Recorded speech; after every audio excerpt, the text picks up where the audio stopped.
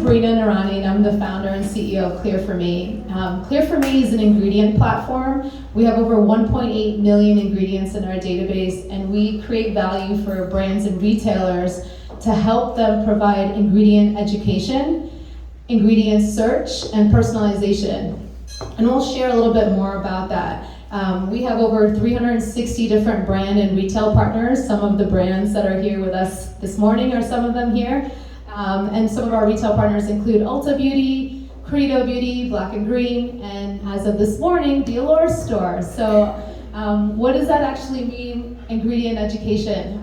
So if you can actually experience what that looks like, not only on allurestores.com or here with the QR codes or the iPad stations, but essentially our platform has over 1.8 million ingredients, as I mentioned, and we store fact-based neutral information about them. And so one of the ways that we deliver that is when you look at the ingredient list on the product pages or on a packaging, how many times are you ever like, wait, what is that? So that's what we solve. It allows you as a consumer or store associate at any store to click on any ingredient and see a simple, neutral, fact-based 1 to 2 sentence definition about what this ingredient is, what are its functions, i.e. what does it mean to be a surfactant or a solvent, and just explain that in a neutral way so all of your customers don't go down what I normally do when I get stuck, is go down Google rabbit holes, and who knows if I come back to where I'm looking. So we're really excited to be here today. And I'm excited here because we're here to have a conversation, and a conversation with some of our panelists here about how some of them have really scaled and delivered transformation in the industry in a very unique way. And so obviously I know a lot of you know all of the brands here because they're some of the most exciting ones in the space today. Charlotte here from Dieux, Becah here from Haus Labs, Lady Gaga, Pam from PROUDLY, and Jana Park from Futurewise. Before we kick off, I'm going to do a quick introduction about share their bio, and we'll kind of go from there. So Jana, I'll start with you because you helped share the mic, so thank you so much. And actually a fun story, I just learned today that Janet and Pam used to work together at Estee Lauder, and they just kind of came across, and who knew they were going to be on the panel today. But Janet is the co-founder, co-president, and GM of Futurewise. She oversees Futurewise's overall strategy and operations. And prior to this is something actually we share, we were in the finance space. So she was an investment banker in Consumer Retail Group, and she focused on beauty and personal care, which is, obviously what gives her the credence here for Futurewise, working on M&A transactions. And then prior to that, obviously at Estee Lauder with Pam. Pam is the president and board member of PROUDLY, which is an affordable price, thoughtfully designed line of baby skincare products, specifically for melanated skin. She's part of the co-founding team with Gabrielle Union and Dwayne Wade, and the entire team at PROUDLY is run by people of color. Becah here is the digital product manager at Haus Labs by Lady Gaga, driving digital product roadmap to optimize and grow the D2C business. She develops seamless and innovative and beloved site experiences like the Foundation Shade Finder, and she moved from Boston to LA to take the role, and we got to meet for coffee a few months ago there, and it's awesome. And last but not least, Charlotte. And actually a fun fact is when I was working on ClearForMe, I think this is before you had Dieux going. No, we were trying to launch it. Yeah. I don't know if you guys ever use the co-working space of the Ludlow House. I used to sit there every day, and I was pregnant at the time, and Charlotte and I randomly used to always share the table working together. But Charlotte is the co-founder and CEO of Dieux, a clinically vetted and price-transparent skincare line. Her first product, which was the award-winning Forever Eye Mask, obviously went viral, as I'm sure you all are aware. It's been featured in Vogue, WWD, Harper's Bazaar, The Cut, so much more, and also won the Elle's Future of Beauty Award. She's the formerly the editorial development lead at Snap, developing brands like the New York Times, Vogue, Complex, and Al Jazeera. Prior to that, she was the associate director at Hearst Digital Media, where she launched Cosmopolitan Snapchat Discover, building it into the #1 channel on the platform. She's formerly, rest in peace. Charlotte has formerly written about beauty, culture, and food for publications like Elle, The Cut, Cosmopolitan, Marie Claire, Bon Appetit, and Into the Gloss. So thank you so much for everyone being here, and let's dive in and pick your brains, because I'm sure that's what everyone is here to do. Before we kick off with individual questions, I wanted to kind of give everyone a chance to dive in, or just share high level. What is your brand's superpower when it comes to transforming the beauty industry? And I know you have many, but if you could share with us one, that would be awesome to start off. Charlotte, you want to go? Okay, can y'all hear me? Yeah. Wonderful. I actually feel like I'm muted, so that's interesting for me because my voice typically projects. So I would say that Dieux's superpower is really just leveling with consumers. I think that a lot of brands sell based off of shame and fear. This is very common in the beauty industry. This is nothing new, right? So I think that for us, leveling in terms of what products do, what they can't do, right? It's not gonna give you a new face. It's not gonna take off 20 years. I think that kind of marketing is very much so in the past, but also talking about things like safety and the environment. I think that greenwashing and just marketing in general in the US is probably the most unregulated thing that we have. Oh, we have the display that went down, hello. Don't worry about it, we're making room for other people, we love to see it.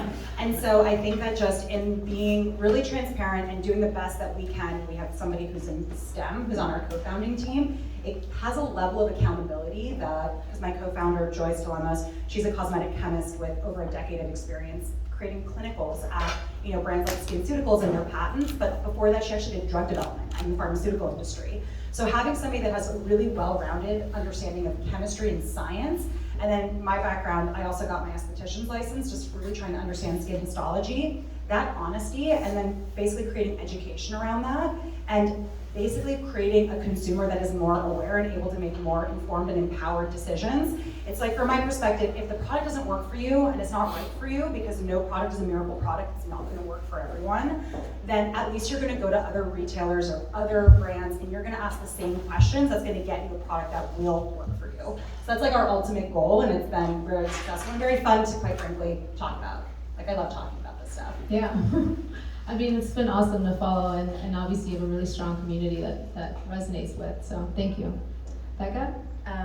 I'd say Haus Lab's superpower is our founder, Lady Gaga. She is an absolute visionary and is the vision behind the brand. She has incredibly creative and boundary-pushing ideas, which have led us to where we are today, which is creating innovative, clean, high-performance, high pigment makeup that is kind to your skin. Thank you.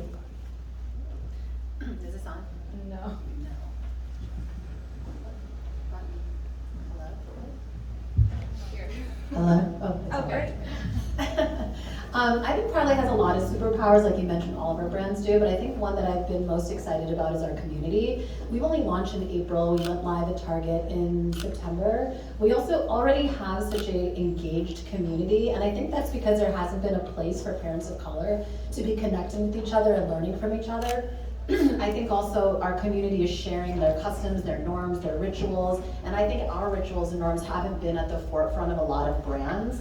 And so what we're learning is our community is actually the place where we're learning about new product ideas, how to market ideas, how is it working for you, but also allowing them to connect with each other. So I think, I expected the community to be engaged and excited, but I think it's turning out to be one of our biggest superpowers at such an early stage, so we're really excited about that.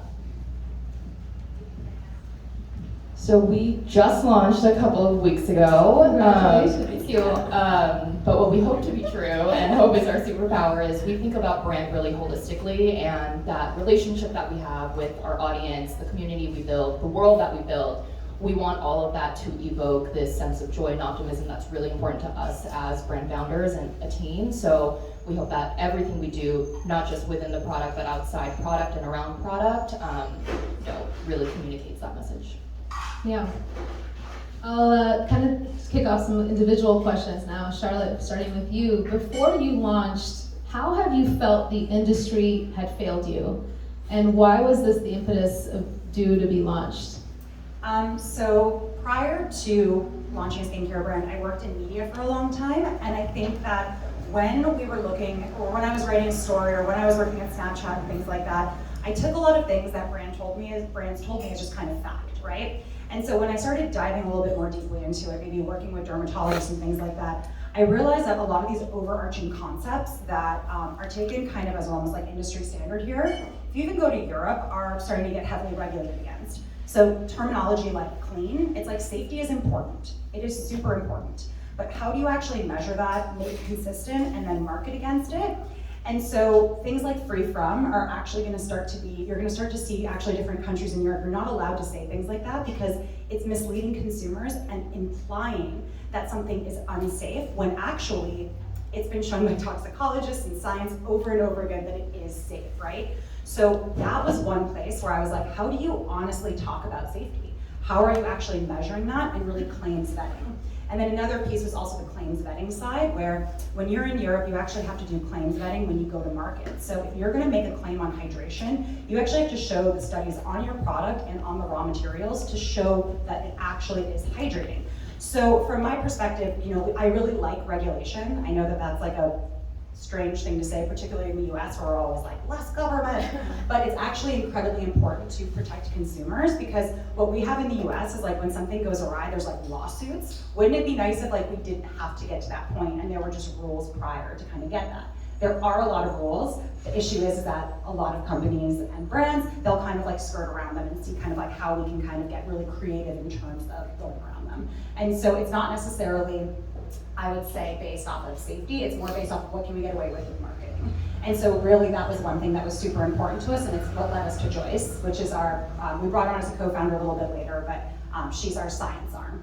Yeah, so when I started ClearForMe, it came from a consumer issue. I developed out of the blue skin allergies around my lips. They started to puff up and peel so much. I was getting staph infections around my mouth. So clearly I was motivated to, get to the bottom of it. But I was shocked in my journey as a consumer, which I think a lot of us we obviously have our beauty exec hat on, but we're also consumers, and we all face problems in there, things that we're trying to treat. And one thing I came across was like, I was looking for products that were fragrance-free, and then I looked at the FDA website, and it's like, well, fragrance-free actually could include fragrances that just are masking fragrances, and I'm like, so it's not fragrance-free, and this is like the FDA's website. Unscented is the term, but fragrance-free should technically, it's super complicated, but again, it's like, that's if you're following good manufacturing practices, and it's not compulsory. Yeah. It's like, it's really fascinating because there are rules. It's like, how do you want to interpret the rules though? And I'm like, oh God. Well, that's the key issue. And even like the word natural, according to the FDA, means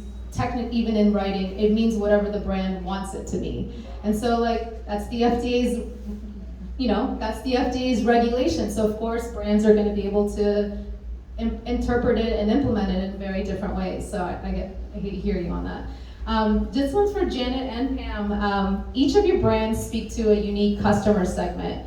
How did you arrive at who you were going to represent, and has that changed since you launched? I know Janet, you guys just launched, but if you just speak to like who you want to target, Yeah, so for us, it kind of started there. So we were thinking about young adults, like people in their 20s, their 30s, and you're kind of in this in-between stage where you've come past feeling like a kid, but maybe in today's age you don't necessarily feel like an adult or identify with some of those historical milestones. And we felt like there was a space to create, again, a sense of joy and optimism there, especially just given all of the things that are going on right now. And so that's where we started and how we continue to build our brand values.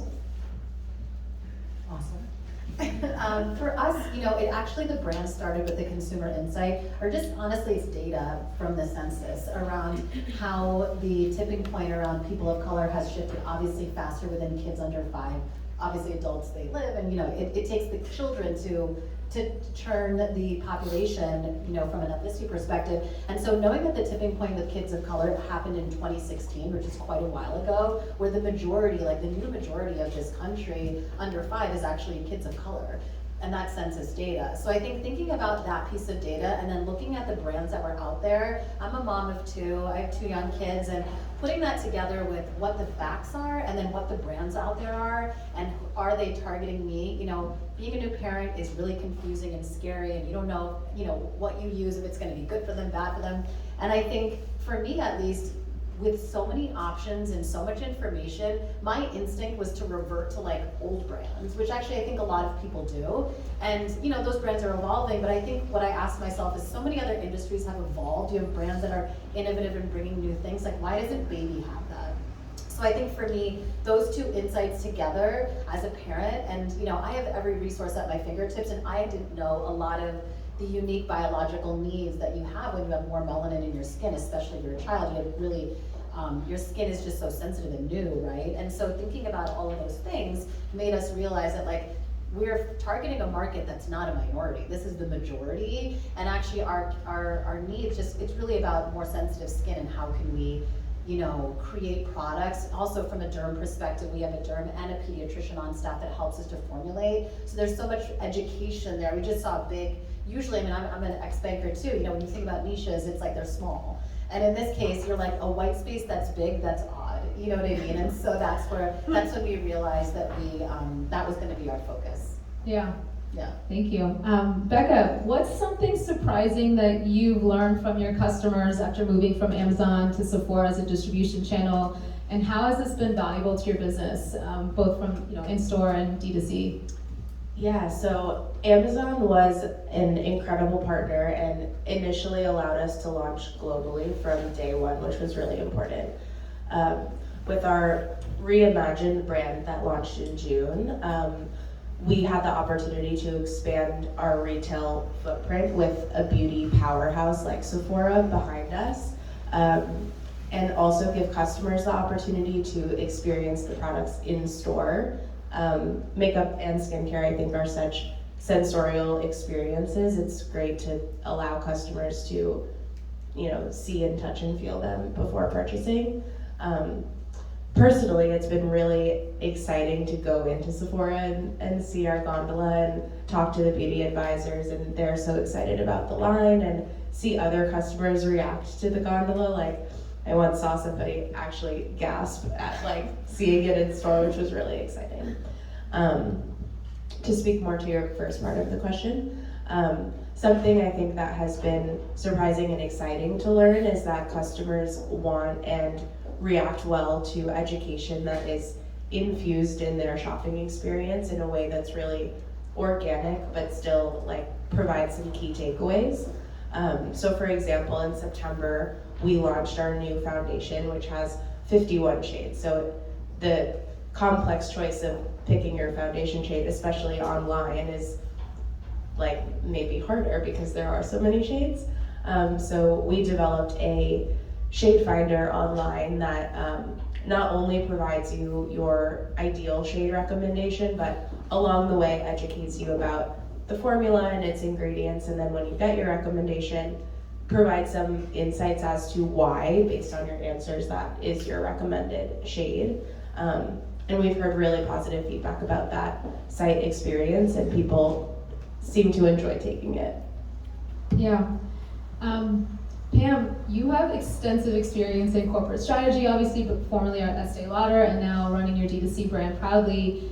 Where do you think are the roadblocks in the industry to deliver transparency to a customer so that he or she can feel certain that this product is going to solve the need that they have? So I think there's a couple things. I think it's what we mentioned earlier about the lack of regulation. I think the average customer, unless you're a highly educated customer, you don't realize the unique nuances between, to your point, fragrance-free or unscented, or free of this, free of that, or even using different proportions of an ingredient, how that might impact your skin. There's so much information there. So I think it's less of a roadblock and more of a challenge, where right now, especially in the baby space, I think there is a lot of fear tactics, right? We're already scared. They show up and freaked out to begin with, and then you have brands coming at you with other things that are freaking you out. So I think what we're trying to do from a transparency perspective is, one, give ingredient transparency, of course, because I think that's important, but we're also going to be creating a content hub on our site, leveraging our derm, our pediatrician, we're bringing a doula on board, and actually creating short form content that explains things in a little bit more depth, right? Because I think for me, I remember when I was a mom, when I first became a mom, I would be Googling stuff. You go down the Google hole and I'd be reading articles from 2001. I'm like, what? Why is there no more new information, right? And I think you just don't know where to look. So I think for us, the roadblock is almost that there's so much information. I think some of it is misleading. I think with so much short form content out there, which I love, sometimes 30 seconds doesn't allow you to explain all the nuances in a cute dance. You know what I'm saying? Like, you need to also know more. And I think for us, we want to actually create a little bit longer form on our Proudly site and obviously share it in different channels. So the roadblock really is almost so much information that you're overwhelmed and confused. And so for us, I think what we're going to try to do for all parents, not just parents of color, is to describe some of the nuances and talk through how we formulated our brand really thoughtfully. Like, why some products have fragrance, but like we've really thought about how much fragrance to put and what types of ingredients and what types of allergens. Like, but again, that can be confusing in a 30-second video. So I think it's more of a challenge that I think you can overcome with the right type of content. Yeah, and I think something that's also interesting is now we know, and like data's proven that 75% of in-store shoppers are using their mobile phones when they're shopping. Yeah. I know before we launched on your site, you guys were just about to launch at Target, and it was really important for you to get the education and all of that content in a bite-sized way available to your customers, because you knew your reach of all your customers were going to be in the Target stores, but they were going to be going on Proudly.com in order to just understand, like, how's this different? How's this going to create value for me as a mom? Yeah. So I hear you on that. Yeah. Charlotte, how you build the community that you have is incredible. You really embody the do you that is like the messaging throughout your site. What do you say is non-negotiable for you when fostering your community, and how have those expectations evolved? I guess post-pandemic or post-COVID pandemic. Yeah, I think for us, it's a product doesn't launch, and the eye cream, which recently launched, is a pretty good example. We've had a reusable eye mask out for 2 years, and we've been developing this eye cream since before then. We don't really launch a product if we don't think it's unique in market, or if we don't do something that pushes ourselves in terms of packaging. So in terms of the actual product, we're really excited about the actual active ingredients within it. It's a beautiful product, but what we're also really proud about is the packaging, which is 100% recycled aluminum. And after doing a really long audit with a company just based off of packaging, we realized there are no good solutions. Like we were talking about this earlier, it's like you're just trying to pick the lesser of evils. And so for us, a non-negotiable is to be like, this is the only kind of packaging that's good in the world, right? It's like we explain why we measured it, why we like it, and why we're using it, and why we think it's something that should become more popularized, but we're not gonna start demonizing everything else. So I think for us, the demonization of things is something that we really try to move away from, and we just try to talk about what we're doing well, and we don't really launch things until we think that we've done it well enough. And that's a pretty high bar with both myself, with Joyce, and then my other co-founder, Marta. And so we kind of have all of these like checklists like internally that hit our values, and if we don't hit those, we can't launch the product, which is why after 2 years, we now have a whopping 4 products. Yeah, but it's very intentional, and that shows, and so I think sometimes that takes time, obviously. So yeah, and when we mess up, it's like we're like, all right, well, we'll go back to the drawing board, or we'll just like tell the community, like, hey guys, like this is not coming out for a long time. Sorry. Yeah. Janet, kind of piggyback off that, the skincare collection is focused solely at Futurewise, focused solely on the trend of slugging. Why did the team decide that the slugging system was something important that you wanted to launch? Yeah, so again, it started with what were our values as a brand, and we wanted to look at skincare from an optimistic lens, and that led us to skin health, foundational skin health, rather than kind of thinking about all the different things that we could fix on our skin. And then slugging is one of the best ways that you can really repair your skin barrier and lock in that hydration. And slugging, as we know it today, obviously has become popularized in more recent years, but it's something that's really, the practice itself has been around for a long time. It has centuries of history behind it. It's had a role in various communities, ethnic communities, communities of color for generations. So it has history behind it. In addition to that, dermatologists have been recommending it to their patients for years. And so we knew that it was backed by all that history, all that efficacy. And for us, we really believe in it as something that can be a mainstay in people's routines going forward, even though it has come forward as a trend in more recent years, with creators, with educators like Charlotte bringing it to the forefront, and the TikTok algorithm and all of that. But we really think it's an efficacious process, and we wanted to bring that to more people. Can you share a little bit more as a follow-up about the prioritization of the ingredients that you brought in the product development process for Futurewise? Yeah, so for us, it was really making sure that we stay true to the North Star of what we intended from the beginning. Product development, as Charlotte kind of, hinted at, it can be a very long and windy process, and there's a lot of opportunities to kind of get distracted along the way or change courses. And so with ingredient, we are always looking back at okay, what do we want these products to accomplish? And just really focusing on including ingredients that did just that and not getting distracted by a new buzzy ingredient that kind of comes out of nowhere, that could tell a new marketing story, but it's no, we have to remember what our focus was. And then in addition to that, texture was something that was really important to us in the formulation process. And so, particularly with our slug bomb, right? When we think about how people have slugged for a long time, the stickiness of petroleum jelly is something that a lot of people don't love. It's something that, wasn't my favorite part of the process, and a lot of the team's least favorite part of the process. So it was really important for us to solve for that in our product. And it was pretty challenging because this was such a different type of product that we were developing. We had to keep going to the drawing board and push back on the lab that wanted to just finalize the round, and we're no, we can't, we need to go back, we need to fix this. And so just staying true to the priorities that we set at the beginning. Yeah, and Charlotte definitely is one of the leading voices I remember when I learned about or just being more aware of the term skin barrier and kind of the approach to it. So it's because that's all they teach you in esthetician school. It's fascinating. It's basic, right? And well, that's part of the 101 of esthetician school. It's people are going to come to you because they messed up their skin with skincare, and I think that is a function of there not being enough education and not enough of there's no one solution for everyone. People always ask me what my skincare routine is, and I'm if my skincare routine is not going to be your skincare routine, it's about finding what works for you. And I think that just boils back down to that transparency and creating products that actually do fit a wide variety of needs, which I feel we're all doing. Becah, can you talk to us a little bit about the messaging for your value proposition for Haus Labs, and how has that changed, and from feedback you've gotten from your customer base?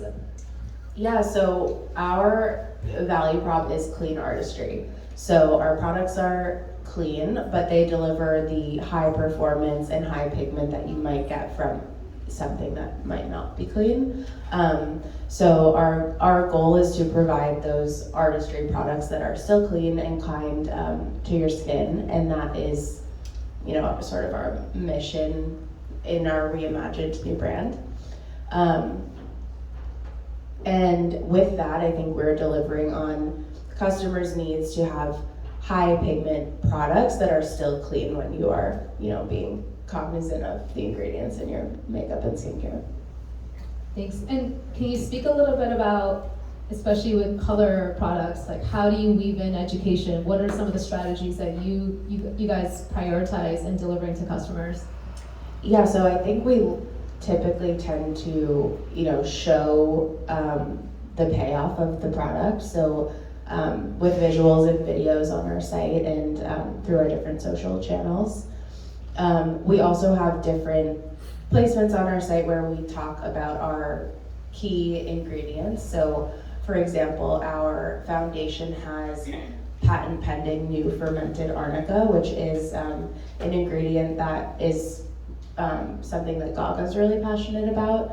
So making sure that we are sort of highlighting, the background behind the ingredient, what it does for you, which is reduced redness and inflammation, and why it's important that that is included in your makeup. Yeah, and arnica is really key for inflammation, for a key story point for Lady Gaga, just given her health issues with inflammation, so it makes a lot of sense. Charlotte, reducing friction is obviously key to a seamless shopping experience, but customers want more and more and more information about your products, their ingredients, everything, right? So what's your strategy to deliver transparency without overwhelming them?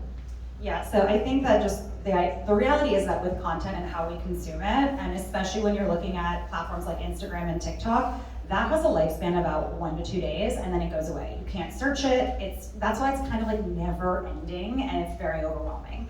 So we definitely try to have as much information on our website as we do on our Instagram and socials. And we have blogs, and we've tried things like that, but what we're actually moving more towards is thinking about it from a media perspective. And so Joyce and I are going to be launching kind of a podcast. We are going to be launching kind of more of these more in-depth things for people who want to know about it. But we also treat our webpage like an Instagram, where we have explainer posts like as our product images. We don't just focus on beautiful product shots, we have the explainers within them, so like that we answer most of the questions there. And then we've also hired a lot of customer service teams and actually trained them in answering product questions. So we have like an entire like Bible of common questions that we're thinking about publishing in kind of an end of year report. So I think for us, it's having that mixture of that bite-sized information, because some people don't care, but then there are some people who really do care, and we need to service absolutely everybody. And allergies are a wild thing. Like we have like a macadamia stearate in our moisturizer Instant Angel, and people who have tree nut allergies are really like freaked out by that. But the reality is like most allergies come from like the proteins and not from like what we fractionate off of it to make more of that hydrogenated version, which is just like a thicker balm. And so, you know, getting to explain that to somebody, them actually learning something about their allergy, we will go to that level. And we also understand the sourcing of all of our ingredients. Like we know that our glycerin is from sugar. Some people are allergic to that, versus soy, which is another point. And so we're really excited for the future though, because we're trying to go more towards biotech. And so we're launching a balm next year, like a very inclusive product. And we didn't want to do anything plant-based, because plants are just as taxing on the environment as, say, Vaseline, right, which is petrolatum. It's just a byproduct of oil, right? It's not great, but it's also, again, all options are But with biotech, what you're able to do is you're able to farm everything, kind of like here in Jersey, and then process it, put it out, and we're gonna have like a full transparency that we're able to have there. So I think that as we evolve, there actually is gonna be more and more information. We just need to organize that information for people who wanna go high level versus super in depth. Yeah, and it's quite a range, because some people just give me the 2-sentence or 1 sentence. What works? The Twitter, 140 characters, or I know now it's more, but. Pam, can you talk to us a little bit about ingredients and how, like, you talked, your superpower is your community. So how do you think about providing education without overwhelming the community? Because as moms, sometimes I have like 5 seconds. Yeah. So how do you approach that? So the way we thought about our formulations in general is we have a dermatologist on staff named Dr. Boache. She's from New Jersey, and I meet with her all the time. And really the products are started with understanding our skin, just skin period, right? Whether you have more, we all have melanin, but whether you have more melanin or less. And it was really for me an education of like, what does it mean to have more melanin? What does that mean in terms of water retention and ceramides and all the different unique benefits and beauty of our skin, and also understanding allergens. So once we understood what the science was, it allowed us to back into what some of our principles will be. So as you mentioned, like plant-based ingredients, there are pros and cons to everything, right? So sometimes a lot of brands will say, oh, we're plant-based. Well, that's not enough, because some plants actually have allergens in it. Some of them can actually be sort of toxic to the skin, especially if you have more melanin in your skin. So we take it down to that level where you have some principles about our formulations around plant-based ingredients. What do we even mean by that? The pH balance. When we say pH balance, whose balance is it? Because people with more melanin, actually, there's early studies suggest that our pH is a bit lower. So you could be having something that's pH balanced to somebody else, and that's kind of interesting thing to think about. So we have a couple of principles around our skin and what we want to add back in order to make us more moisturized for a longer period of time. Based on that, we have a process with our PD team and Dr. Boache where we have a set of ingredients that we can and can't use. And then what she does is study the studies that are out there. Unfortunately, there's not enough studies around melanated skin in particular. So if it exists, we have it and we've studied it, even if it's a small sample size. And then we actually handpick ingredients and go back and forth on different ingredients. I thought your example about macadamia nuts interesting, because we get a lot of questions around shea butter, which is actually culturally very important ingredient. We include it, but some people think, oh, it's a nut, I'm gonna get, it's an allergen. But no, it's like whether it's refined or unrefined. So some of that is us not only including those ingredients at the right proportions that people sometimes are fearful of because of all this content, but then educating on it as well. So we have really strict principles and really strict approvals with our derm and our pediatrician, and we're learning as we go too. And there, to your point, nothing is perfect for everyone, especially if you have allergens. Like, we don't know how every skin, reacts to allergens, but we're kind of trying to solve for like as much as we can, and then as we learn more, we obviously evolve. But it really starts with some principles around biology and our biological differences with more melanin in our skin. Yeah.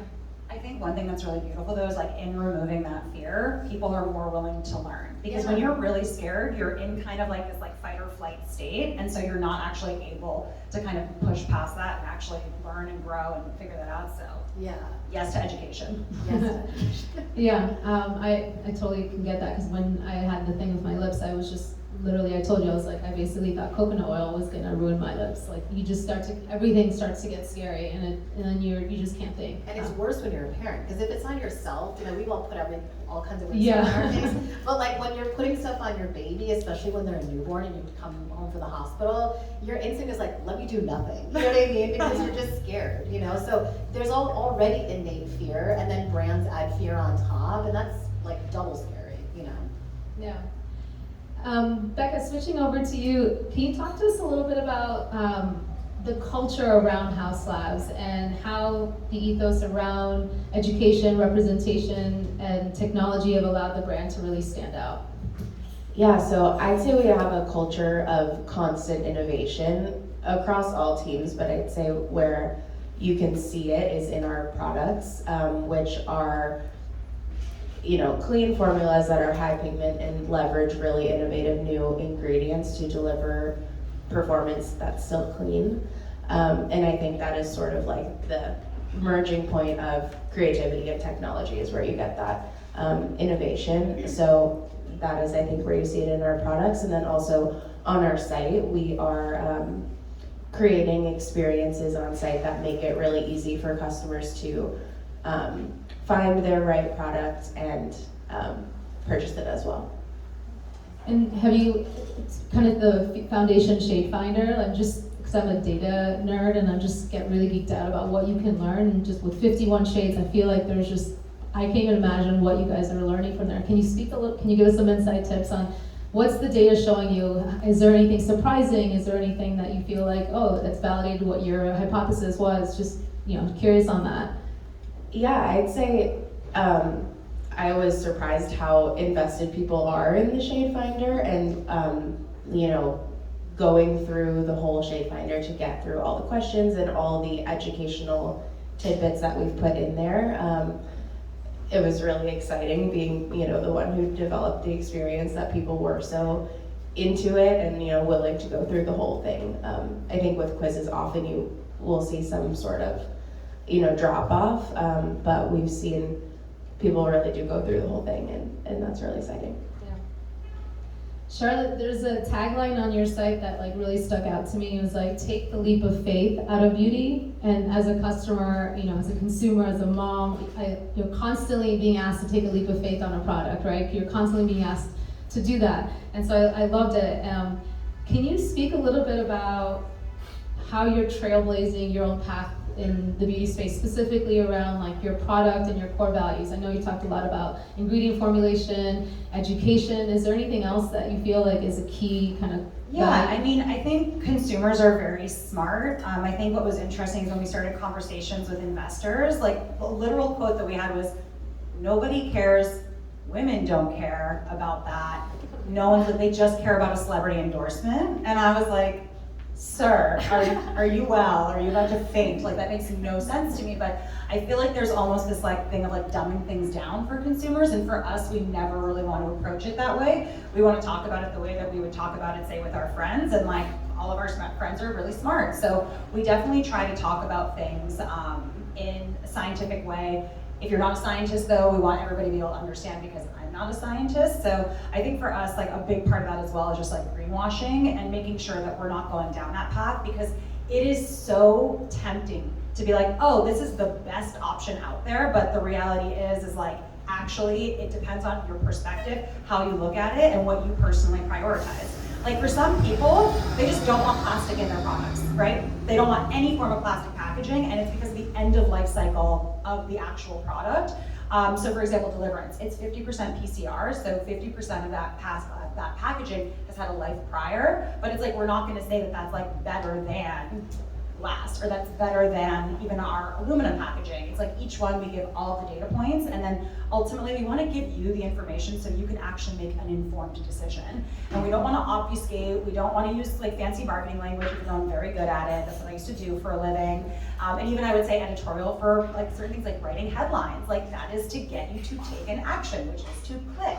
And so I think that doing that piece where it's like we pull back our instincts is actually how we build a lot of trust and what we really value and we hold dear. And ultimately, if you do buy the product and it doesn't work for you, like our refund policy is like, that's fine. Like if you don't like it, like we will just give you the money back. Like that's cool. Yeah. Like we don't want you to be upset. And I don't think that I've been shown that respect with other brands. So I think that like those kinds of tenets really do matter to us. Yeah, makes sense. Janet, switching back to you on Futurewise, you have really interesting creative and branding launch. It's been awesome to follow and all the buzz around it, so congratulations. Can you speak more about how you and your team thought about brand building, especially with the younger customer base? And maybe even tell us, why is it called Futurewise? Yeah, I'll start there. So, Futurewise is rooted in optimism, and it's thinking about what can we do for ourselves to feel good about the future. And when we thought about that, a lot of it was finding joy today. And I think there's a lot of wisdom that comes with like being able to get to that realization, and then also just shifting your mindset to think in that way and live your life that way. So that's where the name came from. And thinking about the brand holistically, like as I mentioned before, we do think about brand, beyond product. We're really invested in creating this world. If you enter our Instagram, if you go on our website, it feels like you're immersing yourself in this experience. And we ultimately want to be something beyond a company that sells you product with our consumers. And so we want to deliver that emotional experience and be able to deliver our mission in ways beyond just the product. So we think really holistically about all of that. Yeah, it's about creating value, and it's beyond just a product. It's the experience, the services, like all of it. It's all tied together. Yeah, and I think today people expect that from brands, right? Like they're not just looking to interact with brands in a transactionary way. Like they want that experience and they want that relationship with them. Yeah. Well, I'm gonna kind of have a final thought, final question for all of you to take a minute to answer. What area do you want to transform next for your brands? Like, what can we expect, and where do you expect your peers in the industry to go? I mean, for me, it's that honesty piece and just kind of moving away from obfuscation is something that I really hope that we can all do, because I say this all the time, you can't fight the right problems with the wrong solutions, and we've been miseducating consumers for a really long time about what the right solutions are. And so what I'm personally very excited about, and we're not a big enough brand for this, but it's like if a L'Oreal really starts to invest in biotech, then that makes it accessible for all of us. So I think that that's something that I really hope to see more brands do, is moving away from this plant natural conversation. Not that we shouldn't use plants, like I love plants, that's not what I'm saying. It's more that there needs to be balance in finding other solutions that are actual innovation. Because agriculture is not innovation, and industrial agriculture is not innovation either. So really figuring out ways to actually push the envelope. So for me, purely from an ingredient standpoint, and where I hope the future is, it's in more things that are actually going to not only better consumers, but also better society and help the planet. From us, I think you'll continue to see innovation in formulations and payoff from products that are clean but still high performing. And additionally, on our site, we'll continue to create innovative, seamless experiences like we have for Foundation that help you do your beauty shopping online. I think for us, it's about considering the needs of all children and thinking about unique skin concerns versus trying to create something for everybody. Meaning you will need some products for everybody, but also I think the beauty industry is so far ahead in doing a lot of need-based types of products. And I think baby care needs that too, because they're the same people, they just grow up, right? And if anything, they have a unique needs as children, just all children. And then if you have more melanin, I think you have unique needs as well. I think that's from a product perspective. From a branding perspective, I think it's actually taking into real consideration the unique rituals, customs, norms of families of color, because there's no monolith here. There's so many ethnicities and types of people. I think beauty, again, is ahead of the curve, but I used to sit in rooms where we'd be like, we should really target this segment, and they would, a bunch of white men basically would talk about like adding this woman in the corner of a photo. Is like, but that was a decade ago, and I think they've come a long way. And I think baby has to come a long way too in terms of showcasing these families and these norms outside of like slapping a brown kid on a diaper box. It's also like being really authentic about it. So like that's not proprietary. We plan to do it. We hope other brands do too.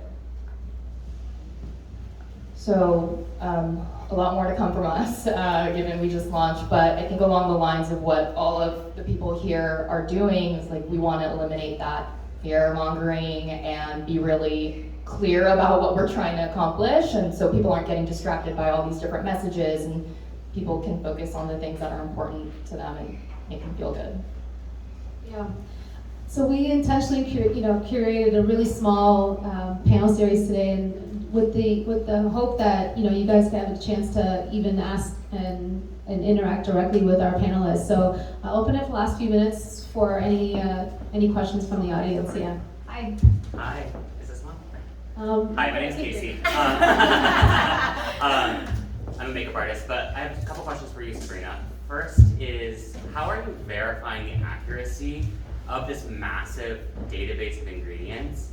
And secondly, it sounds like ClearForMe is a B2B solution right now, but is there a longer term strategy for it to become a consumer product that we can empower consumers to educate themselves in the palms of their hands? Yeah, so our database is rooted in being fact-based, and so we source from a wide range of services that is all backed by a ingredient review committee that has dermatologists, allergists, chemists, formulators, brands, leading brands, and so our data is really extracting information that is not disputable. For example, ingredients, what's the source of the ingredients? What are the functions of the ingredients? What are the chemical synonyms? Because the big problem in our industry is there's no standard for how ingredients are labeled. And that sounds like, it kind of sounds simple, but it actually affects ingredients top to bottom. So something as simple as vitamin C has 35 different names that are used for vitamin C. So gluten, 27, salicylic acid, 12. Water is the best example because we have over 1.8 million ingredients, as I mentioned, and water is labeled over 60 different ways in our database across all of the different brands' ingredient labels. And it's not because brands are trying to hide water in their inkies, it's just because there's no standard. The names for how you label water are various, and this is applying to everything. So it could be purified water, vitamin E infused water, purified aqua, distilled aqua. You guys get the gist. And so because there's this variation in something as simple as water, imagine as a consumer, if you're trying to say, hey, I'm looking for something with arnica or without avocado oil because I don't like avocados, like whatever it could be, that personalization is not possible because there's no database that's standardizing ingredients across their common names. And so that's essentially the value prop that we offer, is the ability to make personalized search experiences for end customers. And to speak to the second question, which I think is amazing, when I launched ClearForMe at the time, in my mind, everyone's like, this is an app, this is something like a Think Dirty or EWG, but something really spoke to me is like, as a consumer, like for me, like I kind of want to keep things frictionless and simple. So where I felt like we have the most impact is to live where people shop. And so that's why we're B2B, but B2B2C, because all customers can engage with our products, like on Futurewise, we just launched last week. And so the ability is that consumers don't have to think about opening up something else when they're on Dieux shopping or on Proudly, because it's weaved into the shopping experience. So you can actually just get a third-party source of just neutral information about an ingredient to just, hey, what is that? Ethyl hexyl glycerine. That sounds a little bit, oh, got it, okay. It's a preserve, so you're just able to just seamlessly answer the question, then go back to other decision points that are important, like what's the key ingredients, what are the reviews, is it, is the price, is it affordable? There's a lot of factors that go into why a consumer makes a decision, not just that, and we want it to be weaved into that process. So to answer your question, no, our future is staying B2B, but giving impact directly or indirectly to the consumer through our brand and retail partners.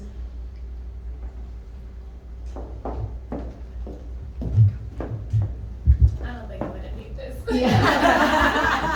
Hi, I'm Karina. I'm an esthetician and I help lead community for Sua Labs. It's a Black-owned cosmetic formulation lab, and I have a question for Sabrina. I love how everybody here kind of touched on the fear-mongering that's around like synthetic versus natural ingredients. How do you see ClearForMe being an education platform for consumers to kind of be able to learn like why all preservatives aren't bad and why you don't need like the natural extract and synthetic chemicals are just as good? And first of all, that chemicals are perfectly safe to have in skincare. So I think like there's such a big gap, especially when I see my clients, and then when we see in our clients at the cosmetic formulation lab, where people want this natural, and there's just no education on why these whole like this no nasties list is like complete like fear mongering and fluff for the clean beauty industry. Like, how do you see ClearForMe being an education platform to help demystify like the damage that clean beauty has done with the shopper, like not being scared of ingredients that help preserve the life of their products? Yeah, it's a really great question. To keep it simple, we are a fact-based platform. We have an authoritative amount of ingredients. We work with a large number of the biggest brands and up-and-coming brands. So it's a wide range of things.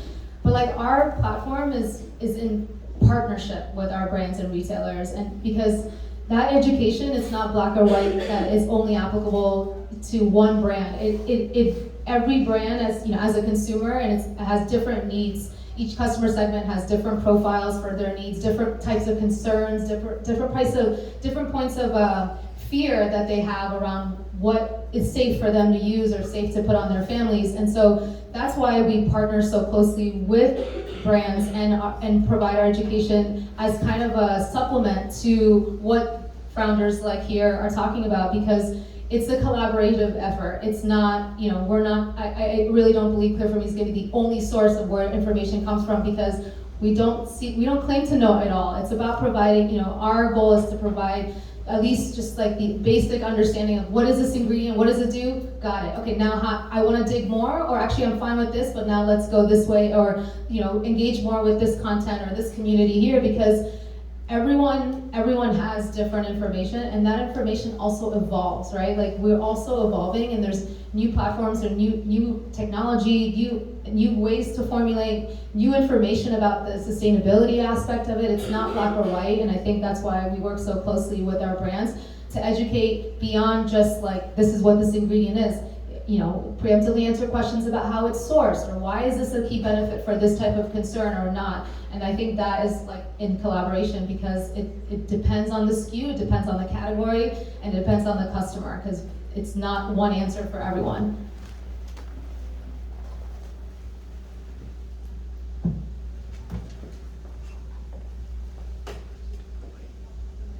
There's a hand there, yeah.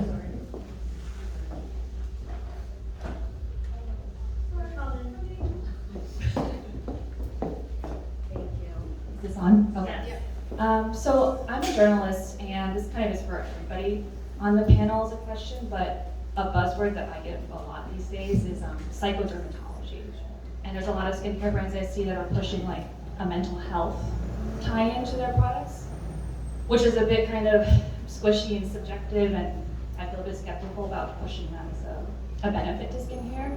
But I'm just curious for you on the panel, like, do you feel any responsibility to talk about mental health, or any pressure to like add in that sort of benefit to your products at all? I mean, from my perspective, our goal as a brand is to not add stress to your life. That is like a baseline. So it's like, a lot of times it's like, even with before and afters, we have a lot of issues with posting that. And we actually had a comment recently, you don't have any before and afters on your site. And I'm like, yeah, because it's kind of creating this anxiety about the before. What's wrong with the before? So I think that as brands, you can definitely sell mental health as part of it, but like, unless if you actually have like a therapist attached to it, like, I'm actually confused as to how you would achieve that. But like, for me, I have really bad perioral dermatitis, It's triggered every year with stress and alcohol, which, you know, in New York help. Yeah. Hard to avoid. With the holiday season. Yeah, the holidays, like, we'll see. I'm like, I have a little bit of concealer under my nose, it's fine. So I would say that it is a very squishy term, and for us, the way that we don't add to it is by not adding to the stress, so avoiding the fear, being really clear on like, another one is like around the environment, that's a very real anxiety, not going deeper into that, being like, oh, if you're buying this product, you're ruining the environment. That is not a fair thing to say to consumers, and it's also not accurate. So that's how I would personally approach that, is that I don't want to add to your stresses, and we want to make the purchase process simple. If you didn't like the product, we refund it. We don't gaslight, trigger anything. That's like the main thing as a brand. I'd say one of our brand pillars is kindness, which is all about being kind to yourself and others. And our products tie back to self-expression, so it's really just about being kind to yourself, being yourself, using our products to express yourself in whatever that means for you. On the I've never heard that term before, so thank you for sharing that. But I understand what you mean.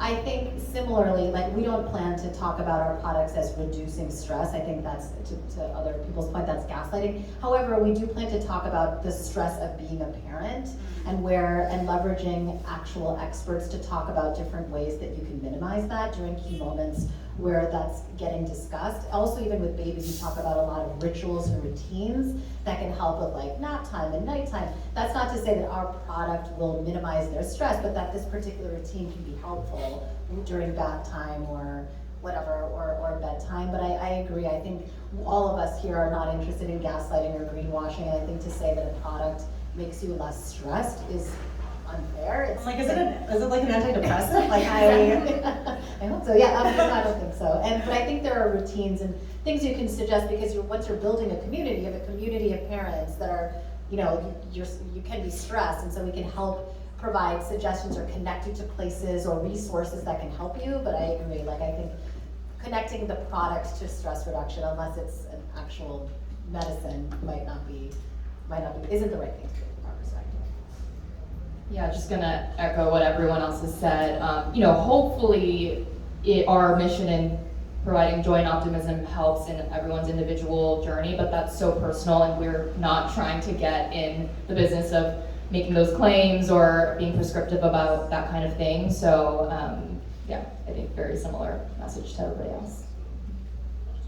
I would just add, like, the way we approach it is more as trying to be, you know, we're a judgment-free database. It's, you know, here to provide the facts, and so it's why we can work with various range of brands, because it's not, you know, it's not about this is the best and cleanest ingredient. It's just, what is this and what does it do? And that's what we try to facilitate with just being a resource to the brands and the retailers that we work with.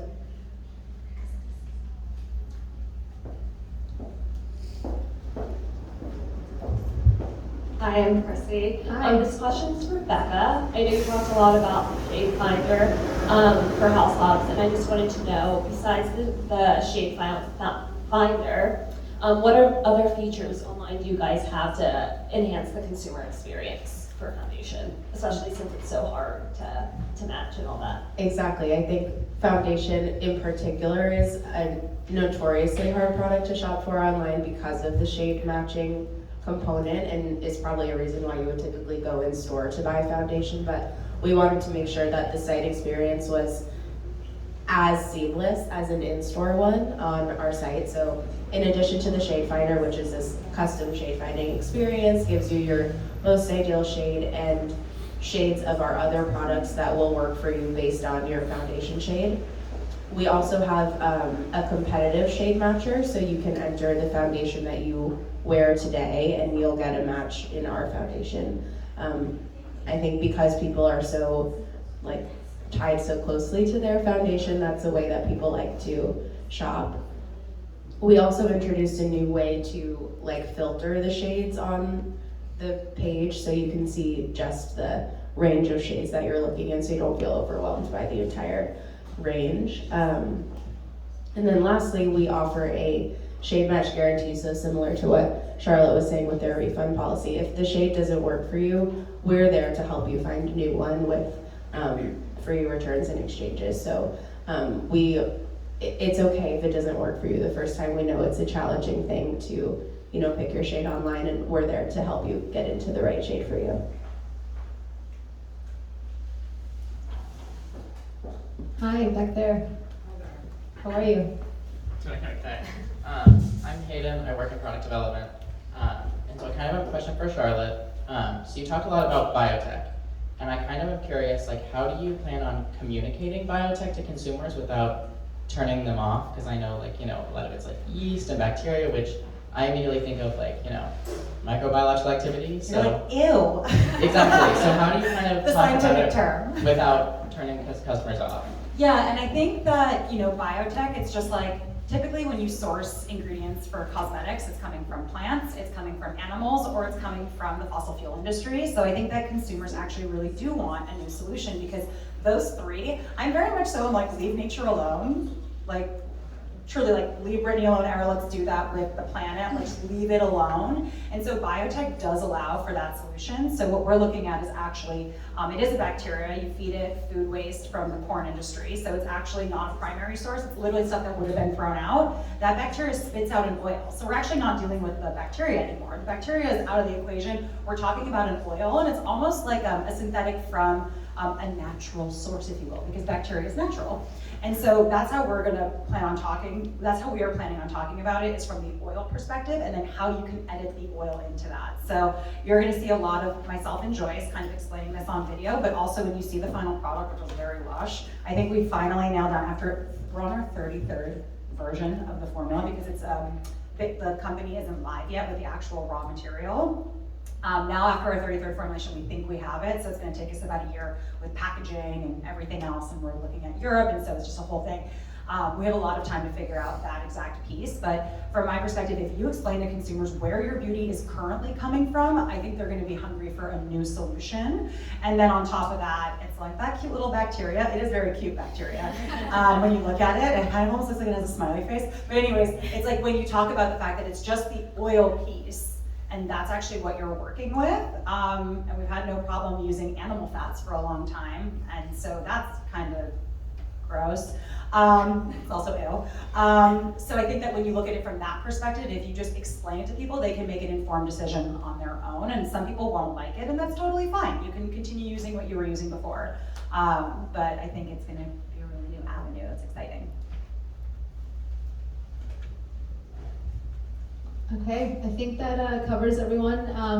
I guess some of the key takeaways, which I was surprised, but not surprised, and it's just there is so much going on in this world, and it's a lot and overwhelming and all that, and I really appreciate how thoughtfully each of you are weaving in ease and bringing education without scaring people, because we're always at our most vulnerable when we're trying to find a product, right? We're actually at a really vulnerable place as consumers, and it's really neat to see each of you guys bringing that into thoughtfully through your brands.